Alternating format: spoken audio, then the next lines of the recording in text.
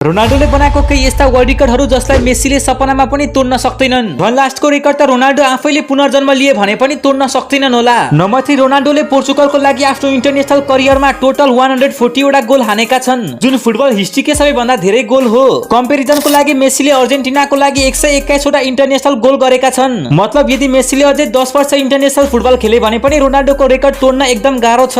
Number 2 6 वटा फरक FIFA world कपमा गोल हान्ने एकमात्र खेलाडी रोनाल्डो हुन्। उनले 2006 देखि 2026 सम्म टोटल 6 वटा वर्ल्ड कपमा गोल हानेर यो रेकर्ड बनाएका हुन्। अर्कोतर्फ मेस्सीले 5 वटा वर्ल्ड कपमा मात्रै गोल हानेका छन्। मेस्सीले 2010 को वर्ल्ड कपमा एउटा पनि गोल हानेका थिएनन्। अब लास्टको वर्ल्ड रेकर्डको बारेमा जान्नु भन्दा पहिला मलाई फलो गर्नु भएको छैन भने फलो गर्नु। नम्बर 1 रोनाल्डोले आफ्नो युट्युब च्यानलमा एक हप्ता भित्रै 50 मिलियन भन्दा धेरै सब्स्क्राइबर पुर्याएका थिए, जुन रेकर्ड कसैले पनि तोड्न सक्दैन। रोनाल्डोलाई युट्युबर भन्नेहरू मेस्सीको पनि एउटा युट्युब च्यानल छ, तर स्याडली च्यानल बनाएको 20 वर्ष पुग्दा पनि उनको च्यानलमा 4 मिलियन मात्रै सब्स्क्राइबर छ। मैले यो भिडियो केवल इन्फर्मेसन पर्पजको लागि बनाएको हो। सबै खेलाडीहरू आफ्नो ठाउँमा बेस्ट छन्, त्यसैले कसैलाई पनि ट्रोल नगर्नु, चुपचाप घरमा बसेर फिफा वर्ल्ड कप हेर्नु।